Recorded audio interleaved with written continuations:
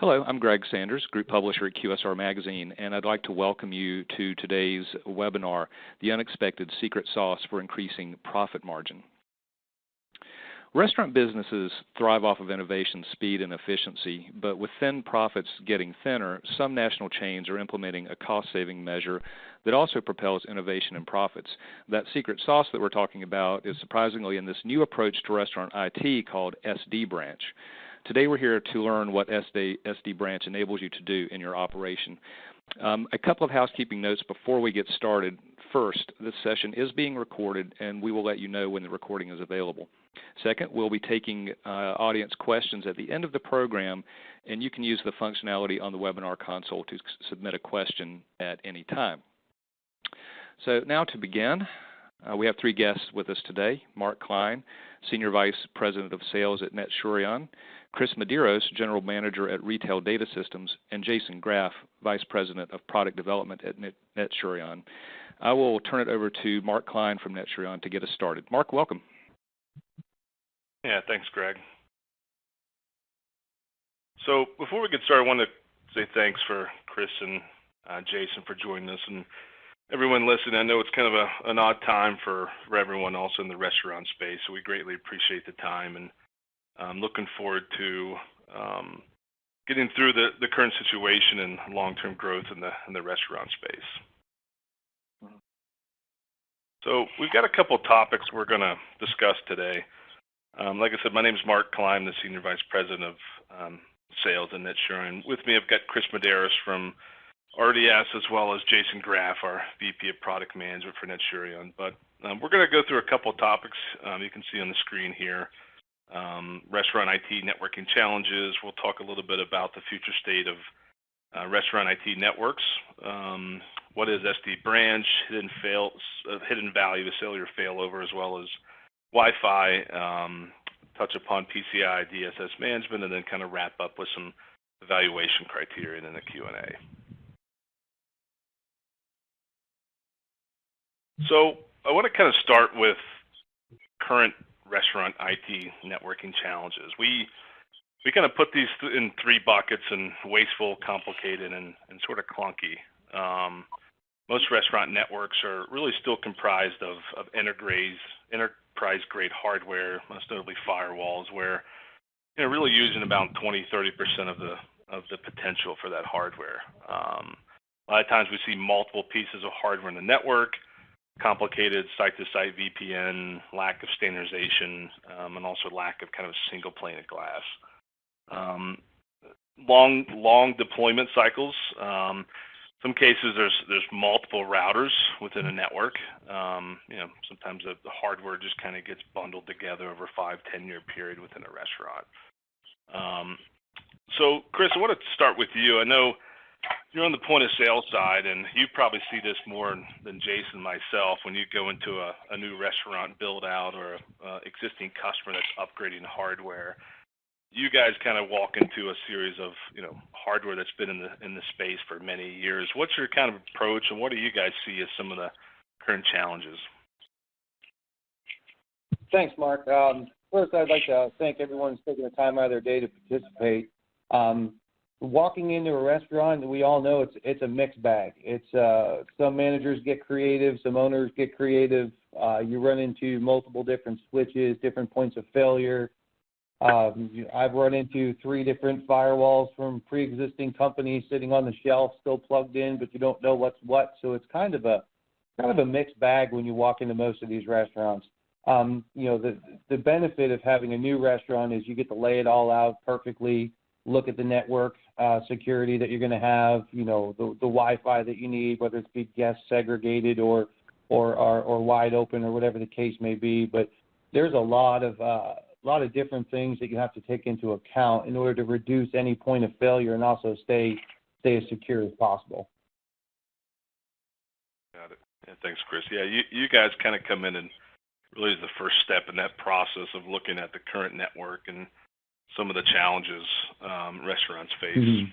Jason, I know in your experience, especially with our customer base and previous companies you've been at, you've come across a lot of challenges, not only from a networking perspective, but just general technology upgrades and enhancements, right? Any comments or use cases you can think of that can talk through any challenges you've seen? Yeah, I mean, like any, you look at, a lot of companies and organizations, you may have some that manage, say, 5 restaurants, and then you may have some that, have 300 or 1,000, restaurants out there. And while one restaurant may, be considered rather simple, when you have 5, 10, 15, 20, 50 restaurants all of a sudden that you're responsible for, it doesn't take long for it to get out of hand. And so, like Chris mentioned, the hardware that's all sitting in there, you don't know it's been used. I think, a lot of, teams, restaurant teams would get overwhelmed and maybe not be able to accomplish everything they want. And so, and that's where, we'll get into a little bit later, but, being able to provide a way to sort of simplify that, single, allow them to ease the deployment, see all their devices. And of course, we also, do the managed service piece, right? So we augment, any sort of staff, or in some instances, people that have no staff, right? It's maybe an owner and a manager, that's doing a lot of the work. So I think that's it. It's just, that those restaurants get out of, locations get out of hand a little bit because, they're trying to, put food out and get customers taken care of, and IT and security aren't necessarily their priority. Yep, good points.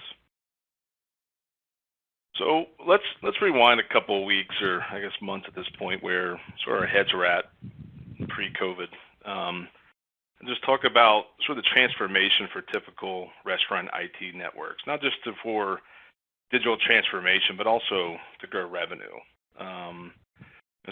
Successful restaurants businesses really demand a couple things. It's speed, efficiency, and also reliability from their IT network, all while being able to rapidly deploy new tech, but at the same time not sacrificing security and or any PCI compliance or other compliance requirements. But it's certainly a balancing act, and it's pushing a lot of IT teams and really their budgets to the limit. So in an environment where cost reduction becomes really a priority across the board, you really need to take an honest look at your current IT spend, where it makes sense to make adjustments, not just for cost efficiency, but also because of the needs to absorb change in the business model, where industry copes with the current pandemic, but also long-term, the changes from traditional in-house dining that you may not have a full capacity for the next 6, 8, 12 months. So, Jason, from your perspective, where do you see the biggest hurdle for restaurants in this digital transformation? One, kind of in the current environment we're in, but long term, there's going to be some changes they're going to have to make to cope and adapt here. Where do you kind of see some of the biggest hurdles for restaurants? I think the biggest hurdle would just be in how well have they implemented their technology to this point. If they've got solutions that they feel confident in, that provide them the amount of uptime they need from an internet perspective, allow them to segment off various aspects such as Wi-Fi, then they're probably in a strong place. If they don't, say for example they're dependent on their cable modem and that's all they have to get to the internet, and that type of service goes down, well, they might have 6 hours of not being able to do what they need to do. And as we move forward, the more and more, some, a lot of folks already out there are using a lot of cloud-based services already. Some aren't. Some are more, maybe have traditional POS, but a lot are already leveraging services in the cloud. And the newer technologies, the curbside, the takeout, all of these things that are now, becoming more and more, normal, for companies to have. And then not even just normal, like now it's seemingly all of a sudden it's like, oh, we have to have, this curbside. We have to be good at takeout, not just be able to do it. A lot of that is very, very dependent on connectivity to the internet and Wi-Fi. If you look at integrating,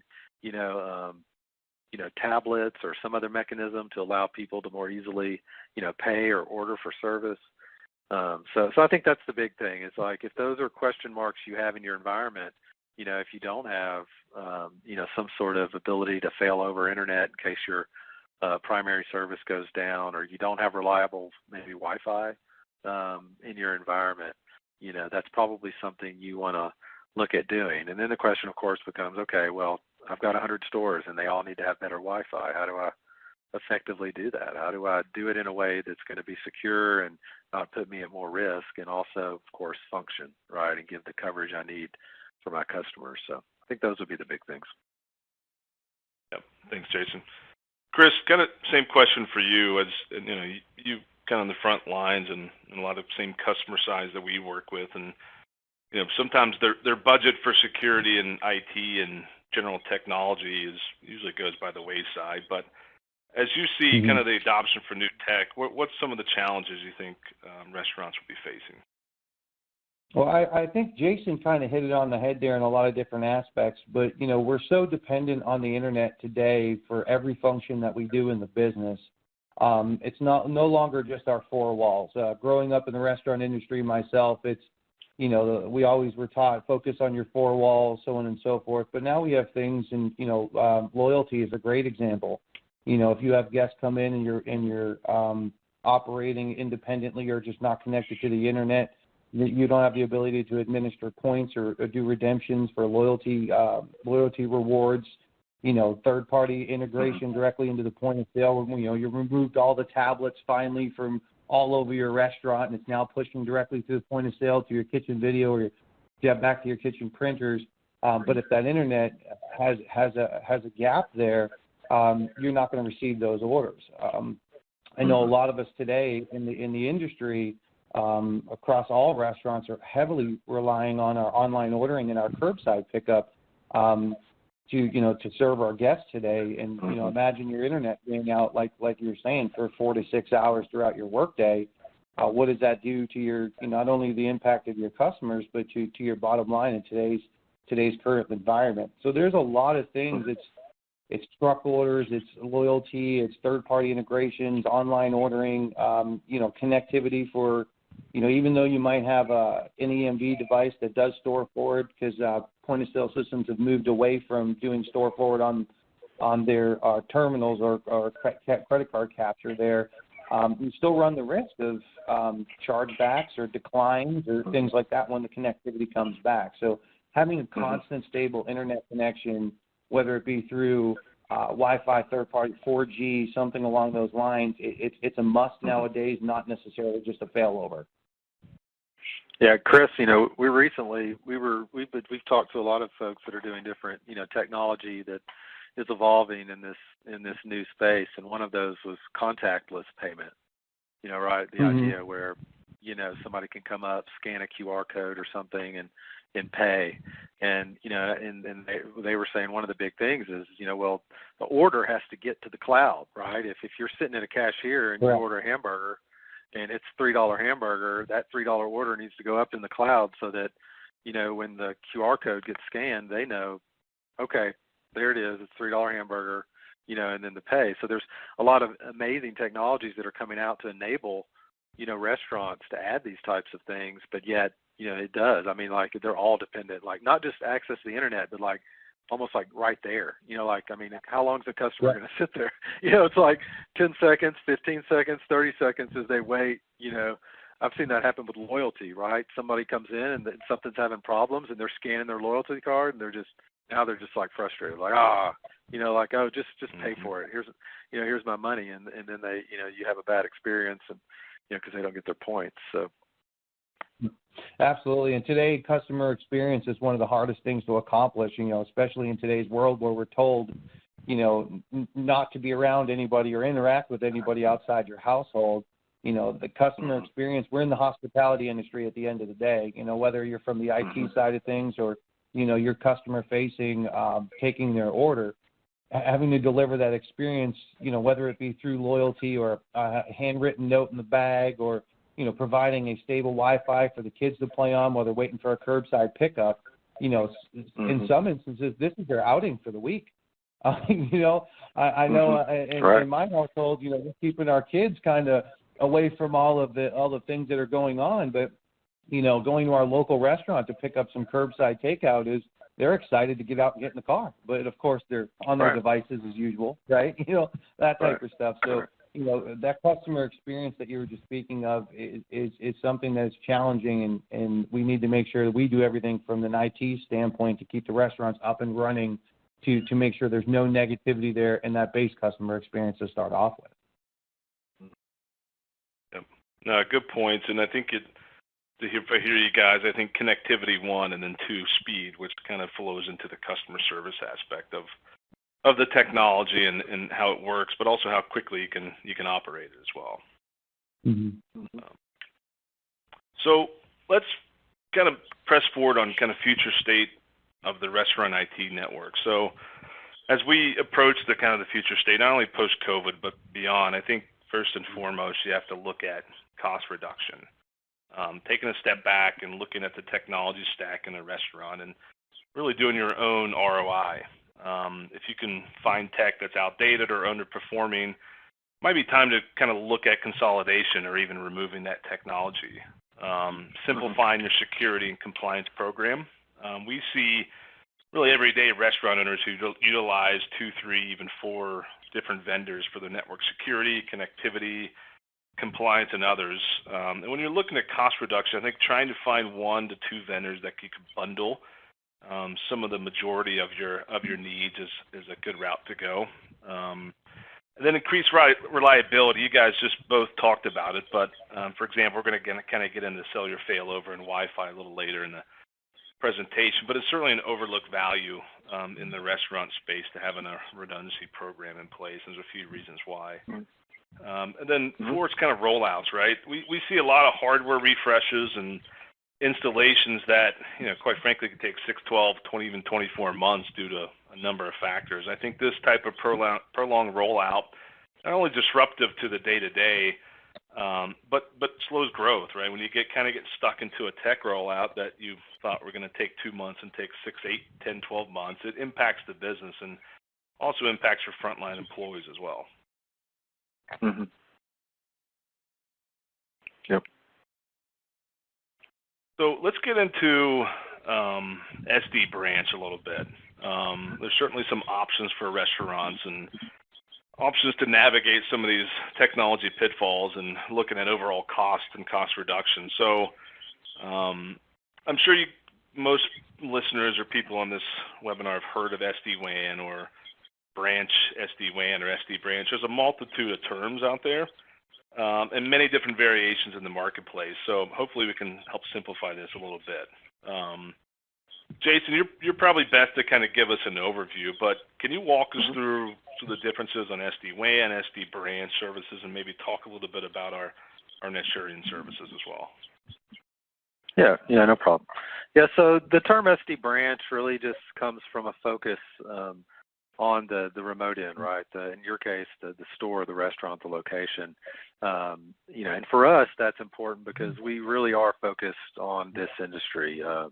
We're as a service provider, and even as someone who makes this product, we're purpose built making this for the sort of the restaurant, the branch location, as opposed to say we were targeting like large corporate and headquarters. We would have a different solution. It would have different hardware and associates. So that's where sort of the branch piece comes in. It's just to identify that's our focus.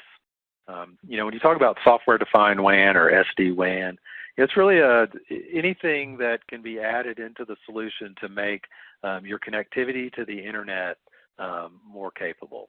And so the evolution of that is from, okay, you get your cable modem, you plug it into a router or a firewall. Okay, it's working, great, everything's fine. It's kind of a black box at that point. You don't really know it's broken or that it's having problems or have any visibility to what's going on unless, it just stops working, and then you call your service provider and you get them to fix it, right? So the evolution into software-defined WAN and SD branch as a whole is this idea that, it's not a black box. You can kind of see from the visual that we've got on the screen is that it's an orchestrated device that has a user interface that's easily accessible. So from the customer's perspective, that could mean seeing graphs related to how much data you're using or which applications are being used. Or say you've got 50 stores, you could see, well, which stores are online, which stores are on backup, which stores went down yesterday. So you really add the visibility piece. And then the reason, Mark said a few times is like deployment capability is like the orchestrated environment allows for a more easily deployed. So when either our staff or some of our partners are implementing this solution, they have a one place that they can go and they can easily bring these boxes up. They can deploy them. We have configuration templates. So say you're a store and you have 30 stores and they're roughly all have the same sort of requirements from a configuration, we can throw that down and deploy those to 30 stores instead of trying to deal with each one of them, independently. So I would say, Mark, that's it. And of course, the integration in our case of, we'll get into this a little more, but, you can see the device on the screen is one of our edge devices called CXD 2800. And it integrates multiple things. It's got, of course, you can see it's got numerous ports to act as a switch. It's got Wi-Fi built into it. It also has cellular backup or LTE backup built into it. And so all of those things, in one place so that ultimately when we're working with the end customer, it's one box. They don't have to add LTE. They just plug their internet in and they've got all that capability, right there. Yeah, and I think the orchestration tool from a pure end user perspective of a 1-2 location owner, just to have some visibility into the network's value, all the way up to a brand level, running a program for their franchisees, and even to support. So, Chris, I know you've had some experience with your customers at Retail Data Systems on our CXD. Can you kind of talk about some of your experiences, how kind of help your customers and even some of your support staff? Absolutely. So not to sound like a NetSirion commercial by any means, but having an all-in-one managed firewall, Wi-Fi, 4G cellular backup wrapped up into one device has a vast amount of benefits. In seconds, you can move from your ISP being down to instantly over to failover without it even being noticed in the restaurant at all. Having the insight of the metrics in your firewall from your dashboard, as we have on the screen here, it helps us drastically from a support standpoint. Here at RDS, we not only support your point of sale system, but also your firewall and network services, and we can immediately see if a website's being blocked, if a whitelist needs to be reapplied, or like you said, they've been on cellular backup for some time. Obviously, there's an ISP issue there that we can help assist with. From a troubleshooting standpoint, it's very, very easy to manage. It's all remote. Don't do it from the cloud. You take a look; it's very secure. But from a customer usage, they don't really know when their ISP is down if you have the failover box in place appropriately. Particularly in the last weeks, if not months, the sheer amount of outages that we've seen, from heavy ISP use, we're not used to as a society having kids doing online schooling from home, a lot of parents working from home, everyone's watching Netflix, everyone's on Pandora or, whatever their social media platform might be. So having those outages that are just sporadic and not being noticed is a really great benefit in today's times that we're going through. Your uptime is very, very important.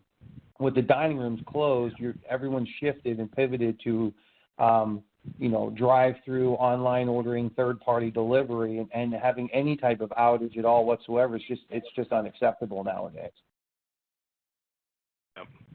No, that's good. That's a good segue to sort of redundancy program or cellular failover, right? We've seen a pretty large increase in need in the last several months, but Chris, I think I'd like to kind of start with you on this perspective and really the adoption of more and more cloud-based point-of-sale solutions. And you touched upon store and forward and lack thereof these days on point of sale system, but can you kind of walk us through what you've seen in this space, and one really in the point of sale model and how you're seeing the redundancy or self failover programs as a need over the last couple of years?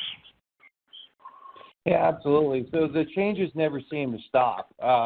With PCI compliance being instituted and EMV coming to the United States, it's been over in Europe now for however long, and things are just keep changing and bringing the point of sale system itself out of scope, but also not having that localized server that goes in redundancy mode and, all that other type of stuff. And I'm not sure whoever's familiar with servers or redundancy mode, it's a manual process to get it removed off of there. And having the 4G cellular backup to, like I said, instantly switch over, it curves things. Even on an EMV device that has store forward, you run the risk of declines and different things like that. So having that uptime and not reducing any of your revenue or just losing sales in general is a big benefit there. The days of only needing a dial-up phone line for credit are essentially over. We rely on the internet in our restaurants to take truck orders, like I said, receiving orders, invoices, loyalty redemptions, integrated third-party delivery, consistently taking payments, checking and redeeming gift cards, lastly, the guests just being accustomed to having their web services available while they're eating their food and surfing their favorite social media site. So now more than ever, having 100% uptime on our internet is not just a need, it's kind of a must. Going into, I think we're going to talk about a little bit later, the PCI compliance of things. It's, there's a lot of different benefits to a managed firewall and having the visibility and having the uptimes and segregated Wi-Fi and different stuff like that. So, the options vastly outweigh any negativity from a financial standpoint. But when you start bundling things together, as you were talking about, Mark, it really brings that cost association in line to where it's not only tolerable. You look at what you would pay independently rather than bringing everything under one umbrella in some aspects, it becomes an extreme benefit financially. Yeah, no, certainly. Thank you. Yeah, we do see at least one of the hurdles in this service is the overall cost, right? Like companies like AT&T and Verizon, they're certainly still on this, the user lose it model from a data plan. If you guys remember your cell phone minutes from years ago, you'd have to count your minutes up every month, make sure you don't go over. Very similar type plan offering today. And it's usually offered on a monthly basis, 1 to kind of 5 gig per month per location range. And if you don't use the data, it never kicks in, you still pay the fee. So sometimes it's a tough pill for some restaurant owners to understand or see the value in it, and really until there's an outage. We see it daily. ISP goes out or a technician cuts a cable and the store's down for a week. Having an auto failover solution in place can not only guarantee that uptime, as Chris was referring to, and staying online for online orderings, point of sale, curbside even, but just having a redundancy program in place for future needs as well. Jason, maybe you can talk through some of the use cases you've seen when cellular failover some of the customers. Sure. Yeah. I mean, it's, I think, we've kind of talked all around, the use case. I mean, the idea is, customers come in and they order stuff, and some point of sale systems or ordering systems are not as dependent. But to be honest, it seems like it's going more and more that way that they are. Or instances where okay, you can get you can get the burger ordered so that the cook knows to cook it, but can you assign it to the loyalty program, or does do you have to reswipe the credit card, for some reason, if for some reason it's not stored or something of that nature. So I think those are the big, things. It's just, and then you get into, you got managers in the back, trying to look at, websites to do hiring, and things that are very important. And so if they can't get to the internet, you think, well, it's not putting the food out, but it may just add to the overall frustration. They don't have a lot of time. They're trying to do multiple things. So I think we would all understand it in every job that we have now. If I lose access to the internet for a while, it's I don't really have anything to do. It's like, okay, well, what do I do, like now. I think, even with so many things, even resources, being in the cloud, I mean, it's like, do you even have a document on your computer that you can effectively work on? It just, the things that we can do to effectively work without some sort of internet connection are getting smaller and smaller. So I think that would be the big use case. So whether it's a point of sale system that needs to have access to transact data around, and obviously when you get into these add-on systems that are creating more capabilities, such as curbside and to go or DoorDash, and things like that. I mean, it's even more like they're just completely dependent. You're not going to get your DoorDash connection made if you don't have access to the internet. So yeah, I think that the use cases. I think that's pretty easily understandable in this case. I mean, nobody wants to spend 8 hours without the internet. Yep. Point. Or Wi-Fi. So let's talk anything really. So. Yeah. That's a good segue into Wi-Fi. So we talked about connectivity as kind of some of the initial challenges, and also speed as well. So I think when you look at Wi-Fi, I think it's a perspective of, do I have Wi-Fi? Is my back office? Can I really, the guest Wi-Fi experience is also, a big point of restaurants these days. But I think sometimes when you think about indoor, outdoor access points, it's much more of a necessity, one, with what's going on today, but it doesn't have to be an overhaul or a pretty large expense, right? I think there's a cost-effective way, and you can build a Wi-Fi strategy, whether that's just a back office and manager, or if you're trying to do a guest Wi-Fi experience with a splash page and multiple Wi-Fi zones, or if it's end-to-end connectivity for your restaurant or outdoor patio or line busting. There's a multitude of use cases here. But Jason, I think maybe I kind of want to hone in kind of what the Wi-Fi's purpose is, one, but also the kind of how content filtering works. I think a lot of people are probably unfamiliar with that and what it does, and how that helps sort of maintain the Wi-Fi, at least on the guest network, and how that manages and it keeps it in line with the restaurant needs. Yeah, when you talk about, Wi-Fi in general, of course, we have our internal Wi-Fi, and a lot of times, that's, we're fairly trustworthy. Say you have a management network and you want to give them access over the Wi-Fi because they have a laptop and they want to move around the store. That's fine, and you have corporate policies, right, to dictate what they should or shouldn't be doing. When you get into guest Wi-Fi, it's a little bit more of Wild Wild West, right? It's kind of like, okay, you're going to give them Wi-Fi, but you want to do things like, hey, I want to make sure they don't use all my bandwidth because my point of sale system needs that. So systems need to have the ability to sort of filter based on the type of traffic and how much that they can use. And same way with content. You're not probably going to go into your guest Wi-Fi and and be overly restrictive, but at the same time, you don't want them going to adult websites. You don't want them to potentially have a computer with malicious software on it that's beaconing out or causing some problems. So content filtering helps with that, prevents those types of things from getting out. And to be honest, it can be the same way. It can be used internally.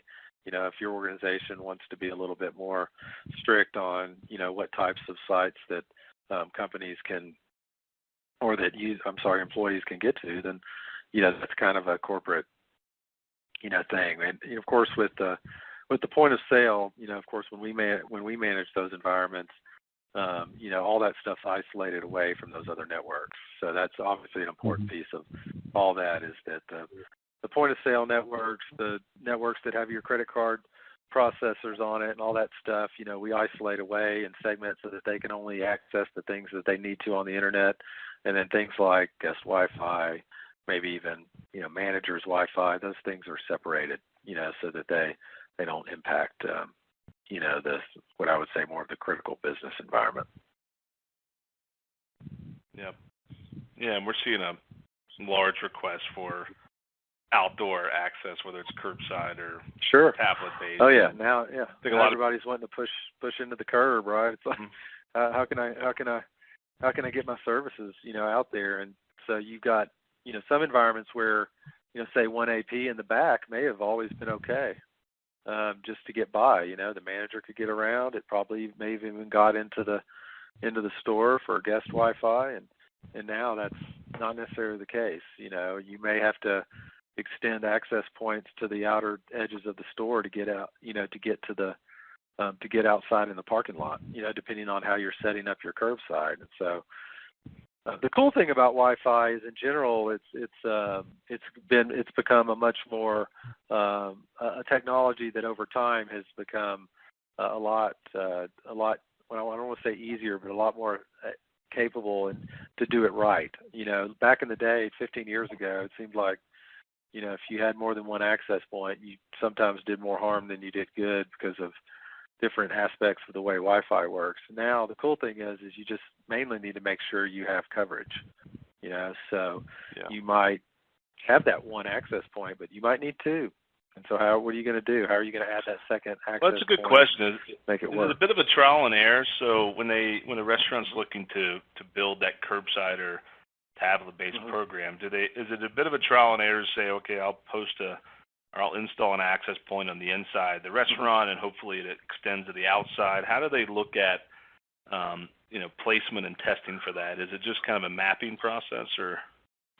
Yeah, I mean, obviously we, like, for example, with our organization, since we do this a lot, we have general guidelines, like distance and space. But the reality of it is that things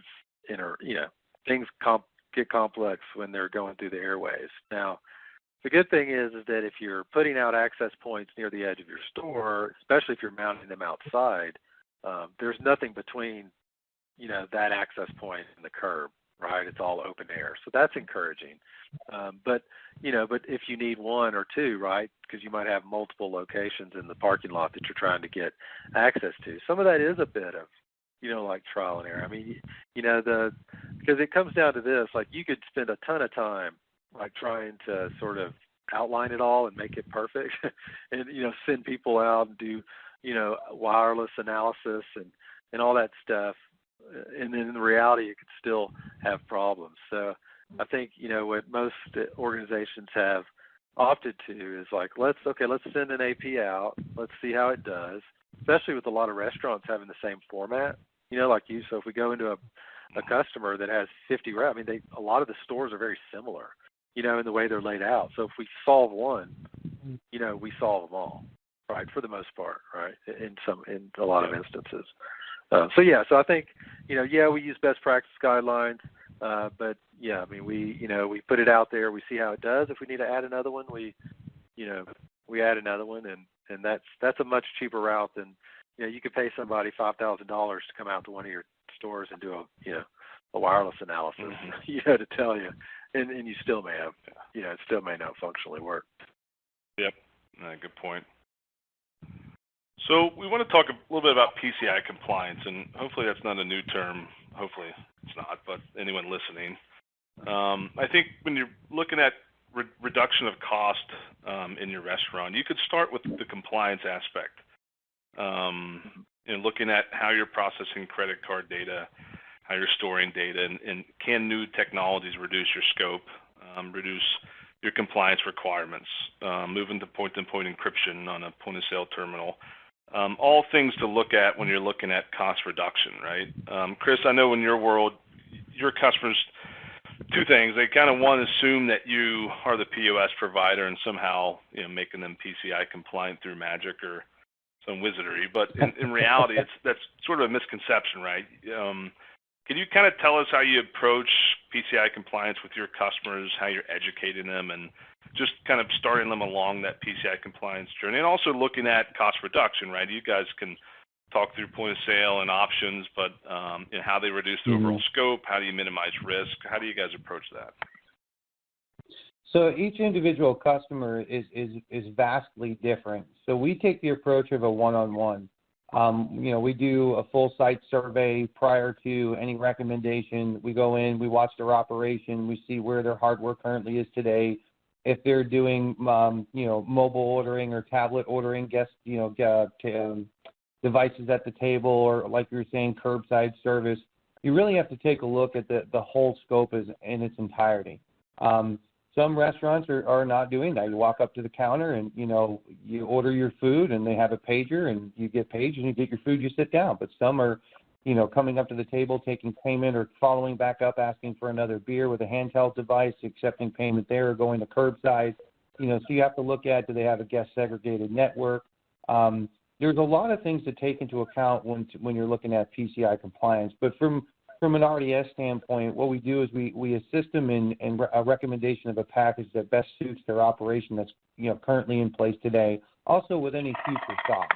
If they don't have a Wi-Fi enabled device that takes payment, are they looking to do that in the future, or do we offer to set them up that way to make sure they have the ability to pivot very quickly to curbside or whatever the case may be? The semi-annual PCI scans are required by most credit card processors in order for you not to accrue a fee on your credit card merchant services bill. They get confusing. I've actually had people call me saying, "Chris, what's this? I cook burgers for a living. I don't work at the Pentagon." Right? So there's 200 to 300 questions. There's, what's your what version of POS? What's your firewall? What's this? There's all these different things that the customer at the end of the day doesn't know half the time what version of software they're on for their point of sale, or potentially what hardware they're running, and because there's so many different models out there. So what we do is we sit down and we assist them with their PCI compliance scans, make sure that they have all the right and appropriate information, and kind of go through the best practices for them to be completely PCI compliant. Good. Yeah, it kind of starts with how you're processing the payments, right? If you can reduce the overall risk, you're going to reduce the overall workload for that, and general overhead as well as cost as well. So, yeah, and I think when you're looking at cost and consolidation, look for PCI portal management where, the SAQ, the scans if needed, policy builders, security awareness training, all that's kind of built into one bundle, so you can have one central place to complete all that. And you know where to locate it. Half the time you have the information available, it's just in 4 different places to where you have to pull it all together. But, pulling all those pieces under one umbrella, or having a resource, like RDS to give a call to and say, "Hey, I need to do my PCI compliance scan. Can you help me?" We'll definitely help them. And we always recommend a suite that's going to reduce their PCI compliance questionnaire. You can go from 200 to 300 questions down to under 100, as long as you have the right fail-safes in place and the right firewall and so on and so forth. Yep, nice point. So let's do a quick kind of evaluation criteria if you're looking or in the market for SD branch or solution managed services solutions. But I think first and foremost, it's cost, right? Looking at margins in today's restaurants, they're slim. There's really no toleration for waste. So compare your current managed services or firewall services and compare costs. Look at this overall spend of the hardware and services. Make sure the services are in line, Wi-Fi compliance, cellular failover data, and choose a service and even SD branch service that can consolidate into potentially one hardware service solution. 2, security. Kind of understand the genesis of the solution and the provider, right? A lot of providers out there, may be pitching SD-WAN and other solutions. They don't have the true real security in their DNA, right? And they may focus on their solutions and have this as a secondary offering. Look to make sure when you're evaluating options, make sure security is sort of the front line of that, because it's all going to tailor back into your PCI compliance and your overall security strategy. If that's not there, then you may end up spending more than you probably should. Resilience, right? Does the solution provide you with the means to optimize your network and your performance, traffic shaping, proper segmentation, simpler VPN setup, also integrated cell failover and data sharing across locations is very important. Orchestration, some type of visibility, right? Also, self-management or managed programs, whichever really option you need. Ensure the providers has certain service levels that match your IT team needs. Your also rollout and day-to-day management as well. Make sure there's some type of visibility in that with your team or yourself if you're the owner of the restaurant, to make sure the experience is up to your needs, but also long-term needs and understanding and running a restaurant from an IT and security perspective. And then support. Find a company and product that can support your needs, whether you're one location or 1,000 location brand. Find someone that can work within your means and your budget and your team, and make sure they're consolidating the network and overall security fees to where they can get you at least 1 to 2 good options from a service aspect, and make sure they're in line with your SLAs or your company as well. So just a quick recap, a couple of takeaways. I think now more than ever, it's time to review overall costs, right? Take a step back, evaluate what's working in the restaurant. What can I consolidate? Don't shy away from security. Embrace it. Partner with a managed security company to advise you on short-term and long-term security goals and compliance. And 3, I think adapt. We don't really know what the next 3, 6, 12 months will look like, but I think one thing's certain, that restaurants can adapt. The ones that can adapt will survive and also even thrive during this time. To learn more about NetSurian services, please visit the website above. We also have a new savings calculator that you can go to if you're in the market for any SD branch services. For more information on retail data systems, please visit rdspos.com. I'd like to thank Jason Graff, VP of Product Management for NetSurian, Chris Medeiros, General Manager for RDS Hospitality, for your guys' time today. Really appreciate it. Greg, I'll kick it back to you. All right. Thank you, Mark, Chris, and Jason. So we're going to turn to our audience Q&A now. We've got a few in already, but if you have not got your questions in yet, please go ahead and submit them. Can you tell us a little bit about the difference between SD-WAN and SD branch? Jason, you want to take this that is one? Jason. Yep. Yeah, I'll take that one. Yeah. Yep. Yeah. So I mean, software-defined WAN would be more of the overarching technology.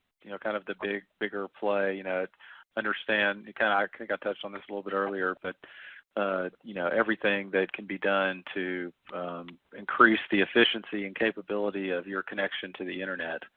And then sort of SD branches is just a more focused aspect of that, where it's really focused on the branch as opposed to potentially, other locations such as larger entities, and also just gets into the, starts to focus on the branch, the remote office itself, like say SD-WAN more being like a very broad, sort of topic for the technologies that go into, making WANs more resilient and more flexible.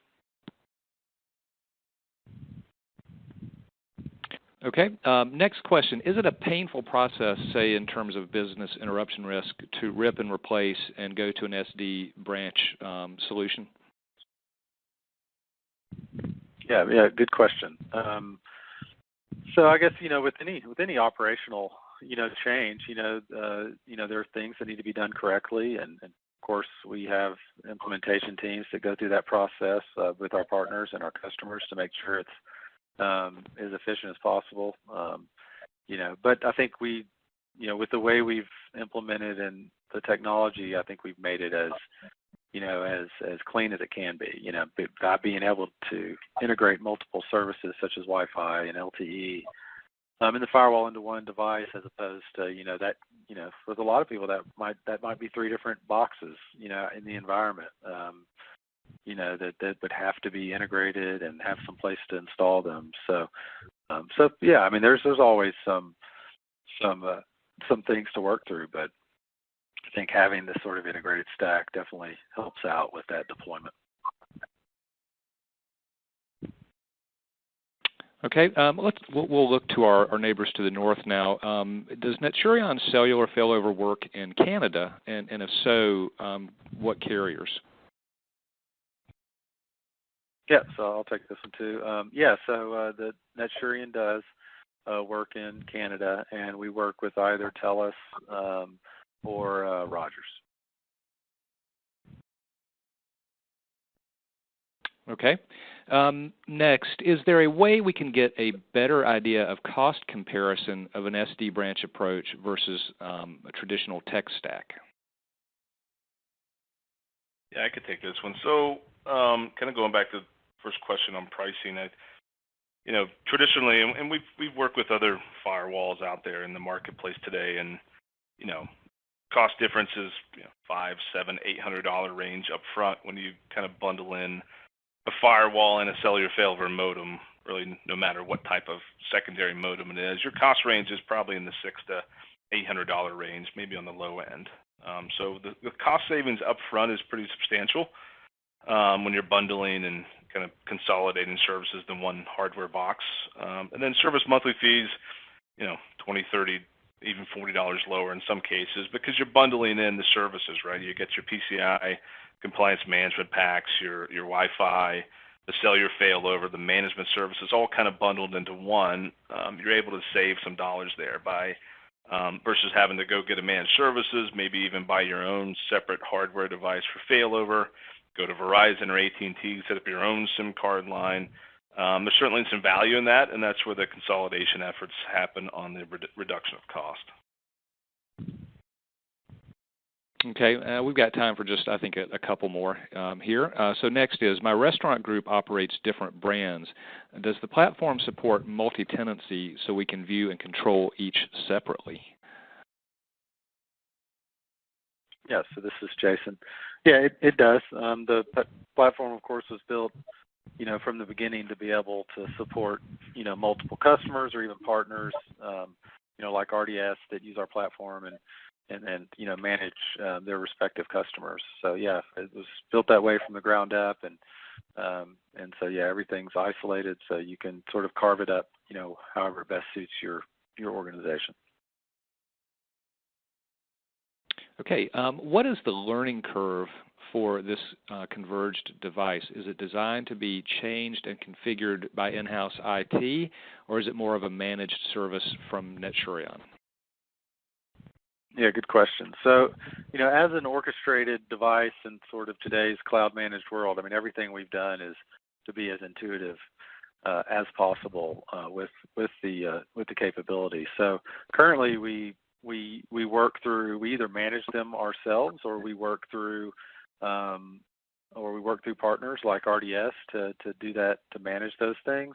But I would say that if that's something you're interested in, I would say that engage Mark with the information that we've provided, and we'll address, we can speak about it specifically and talk about it if you need something different for your needs. Just to piggyback off of that, Jason, and as far as ease and the ability to deploy out to the restaurant chain, and Mark, you're very well aware of this. We deployed over 130 firewalls in less than 4 weeks to a concept.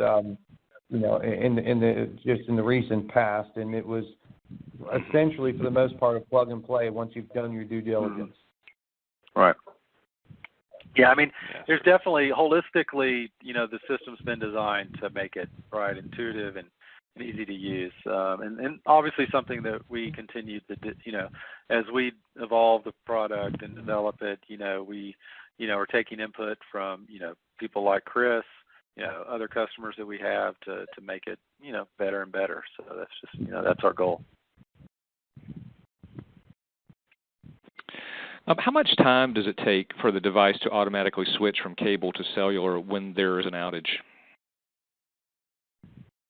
It depends on the configuration of the device.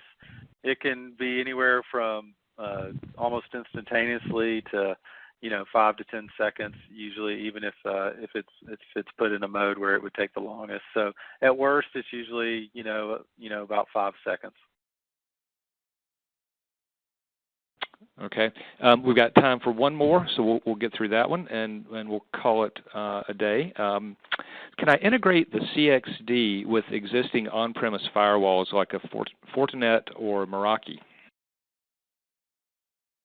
Yeah, we have some environments where we utilize our service as mostly a sort of a backup cellular device, right? So we just leverage the LTE failover and incorporate it with some other firewall device for people.